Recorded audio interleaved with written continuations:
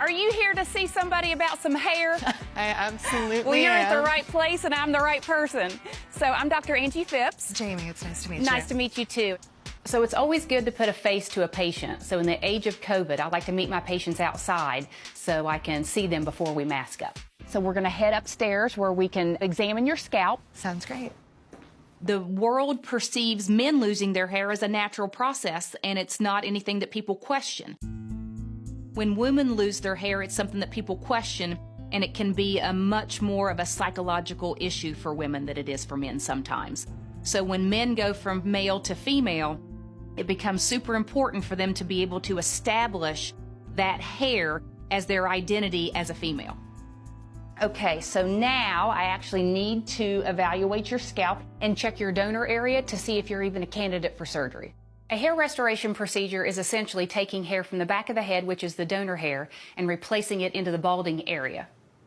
To do a hair transplant, I will surgically remove a specimen out of the back of the head. That tissue will then be passed off to my technicians who will dissect each hair follicle individually out of that specimen. Then I will make individual incisions at the right angle, direction, and orientation that I want the hairs to grow, and then implant each follicle one by one. All right, so what I'm going to do now is I'm just going to look at your donor area. I really want to do this procedure for Jamie, but until I evaluate her donor hair area, I just don't know whether we're going to be able to do it.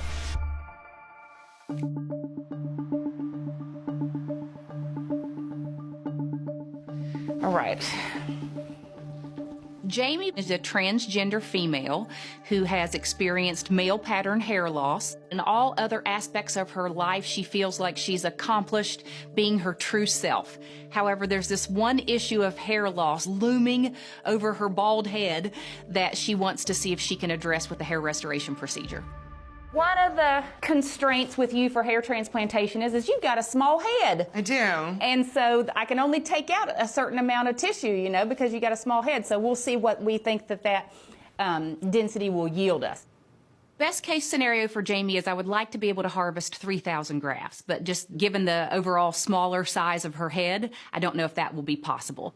My own family members have suffered from hair loss and have underwent the procedure. So my litmus test with patients is if you're my sister or you're my cousin or you're my best friend, would I recommend a hair transplant to you? And if the answer is yes, we're going to move forward with you. And if the answer to my family member would be no, then we're not going to move forward with you either.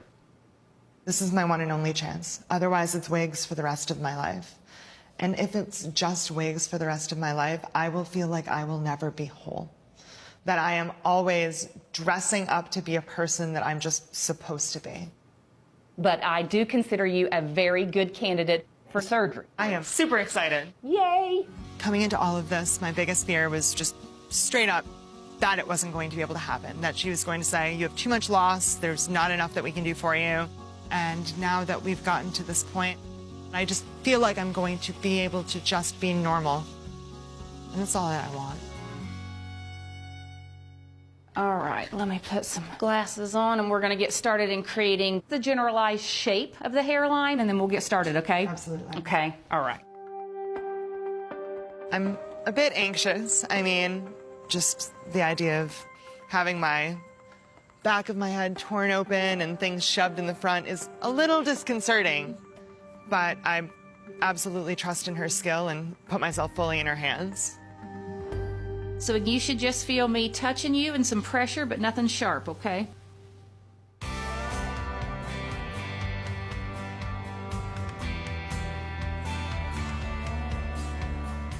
So it's a superficial, what we call skin surgery. Patients will sometimes say, do you get to see my skull? I'm like, if we see your skull, I'm calling 911. I'm going a little deep there. We've started Jamie's surgery, and I'm about to remove a piece of specimen out of the back of the head, and that's where all the hair follicles are located. And because Jamie suffers from male pattern baldness, and she's got kind of a relatively small head, every hair follicle is important, so I have to be so precise that I make sure that my cut is made at the angle that the hair follicle is exiting the skin so that I don't damage or transect the follicle, because if you transect them, they won't successfully grow. I'm just trying to keep hair alive, people. Now, Jamie, are you a looker? I am a looker. You ready? Look at that. Absolutely crazy. Isn't that amazing? You see those little tiny black dots? Those are That's the the individual root follicles. of the hair follicle that resides in that fat. It was a pretty awful thing to look at with the hairs sticking out, and the fat layer on the bottom was extremely gross and a little daunting. So with that strip that just got pulled, what's happening with it right now?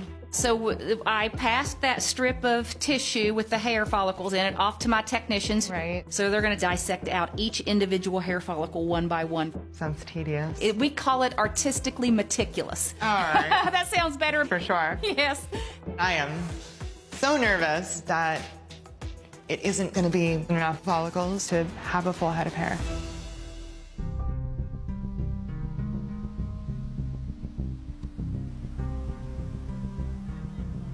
Okay, Jamie, I'm going to start making the little incisions.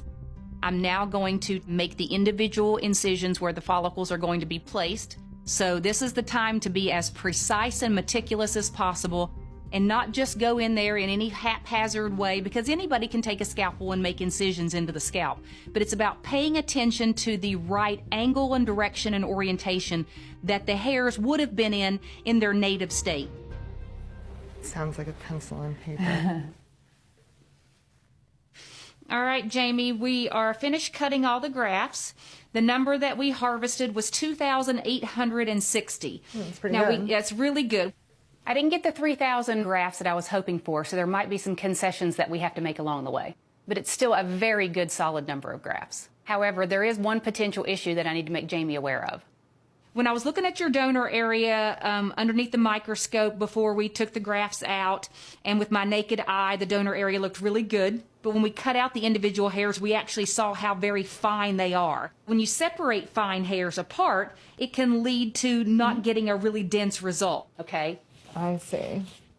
So when I was evaluating Jamie's donor once it was surgically removed, I'm finding that her procedure is not going to be necessarily surgically challenging, but it's going to be aesthetically challenging because her hairs are very, very fine. So when you separate very fine hairs, it limits the density. And so you need to get those hair follicles as close together as possible to be able to create that aesthetic change. Right there is perfection. All right, it couldn't look any better if I did it myself. Amazing. Everything looks perfect. We were able to recreate the natural feminine curved hairline, able to get the entire recession area, the middle, and then leading into the top area where it's blended with the existing hair. I see. A very successful surgery in being able to completely address the area that had no existing hair, which is the area of most concern. Right. But the top and back that we didn't get to has existing hair in it that we're just going to maintain with medical therapy and try to stimulate with other treatments. Looking at what she did and what I have now is just unreal.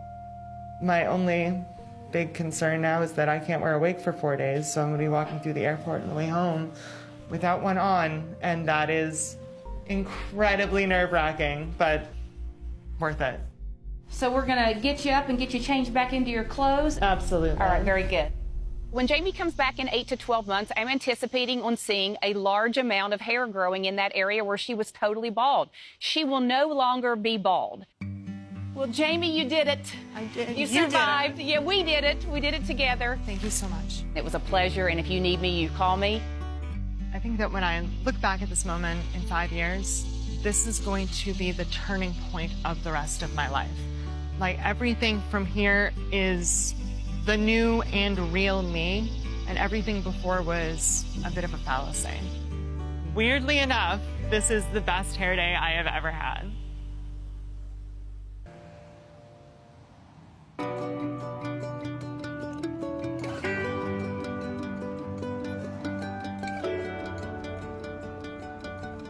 So I'm going to be seeing Jamie again today.